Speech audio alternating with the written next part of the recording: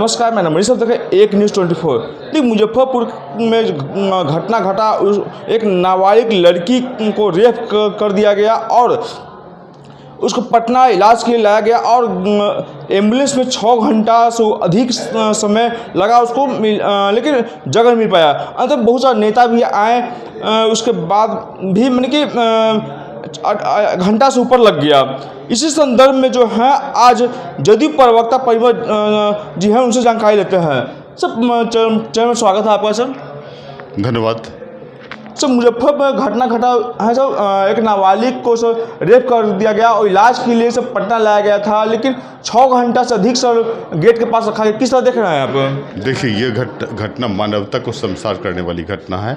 हम सभी मर्माहत हैं और जो मृतक है उसके परिवार के साथ प्रभावी रूप से खड़े हैं। जहाँ तक इस घटना का प्रश्न है, देखिए समाज में कुछ ऐसे व्यक्ति होते हैं जो दुर्दांत अपराधी प्रकृति के होते हैं। जैसे जिस तरह की घटना रोहित कुमार ने किया, यह मानवता और पूरे मानवता को कलंकित करने वाली ये घटना थी। जहाँ तक मृतक का प्रश्न है या उनको उपचार दिलाने का प्रश्न, तो मैं बतला दूं कि सरकार की जो भूमिका होती है, सरकार ने उसका निर्वहन किया। जैसे रोहित कुमार को उसी दिन, जिस दिन यह घटना हुई थी, रात में ही अरेस्ट किए गए। Right, within particularly 12 hour you can say कि 12 घंटा के अंदर उनको पर्टिकुलरली अरेस्ट किया गया और FSL के जो सैंपल हैं वो लिए गए जांच के लिए। 15 दिन के अंदर पुलिस चार्जशीट। लेकिन आप बोल रहे हैं सर 6 घंटा, लेकिन मैं उस पर भी आता हूँ और स्पीडी ट्रायल के द्वारा इस कठोर से कठोर सजा देने के और दिलवाने के प्रयास किए जाएंगे। जहाँ तक 6 घंटे का प्रश्न है, देखिए 5 दिन वह बच्ची ऑलरेडी SKMCH के देखरेख में थी। जब वो पटना आई तो actually she was suffering from multiple problem. ENT का प्रॉब्लम था, फिर चाइल्ड पर्टिकुलरली वार्ड का से संबंधित जुड़ा हुआ था और फिर पर्टिकुलरली जो ज्ञानी से संबंधित समस्याएं थी।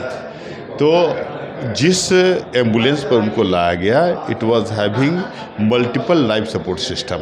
और चूँकि एक पर्टिकुलरली वार्ड की घटना नहीं थी या उसका विषय वस्तु नहीं था, कई पर्टिकुलरली वार्ड में उनको ले जाने की आवश्यकता थी और चूँकि उस एम्बुलेंस में total life support system available था, तो डॉक्टरों ने उसी एम्बुलेंस से उनकी जांच पड़ताल करवाना शुरू किया ताकि जो पीड़िता है उसको बेहतर पर्टिकुलरली उपचार सुनिश्चित कराया जा सके।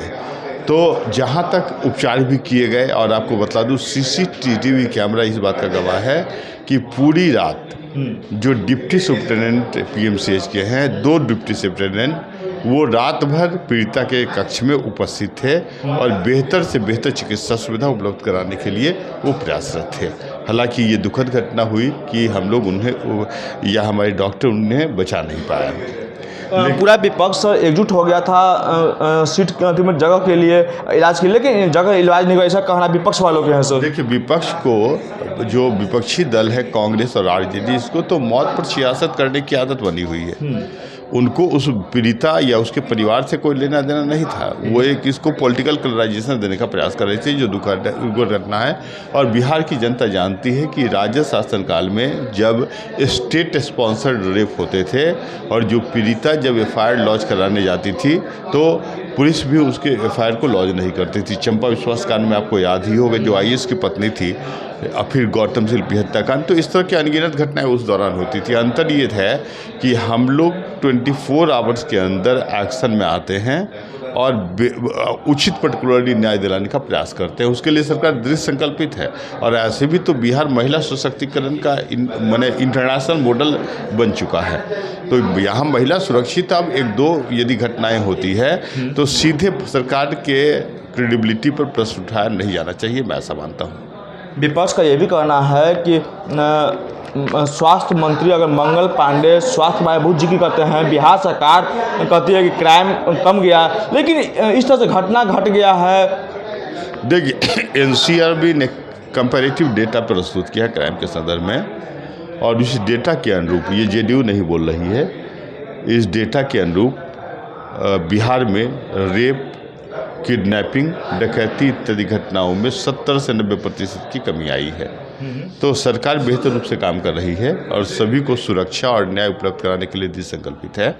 राइट, इस मामले में भी जो अभियुक्त थे उन्हें अरेस्ट किया गया है और जल्दी से जल्दी उन्हें कठोर से कठोरतम सज़ा सुनाई जाएगी। आप निश्चिंत रहें।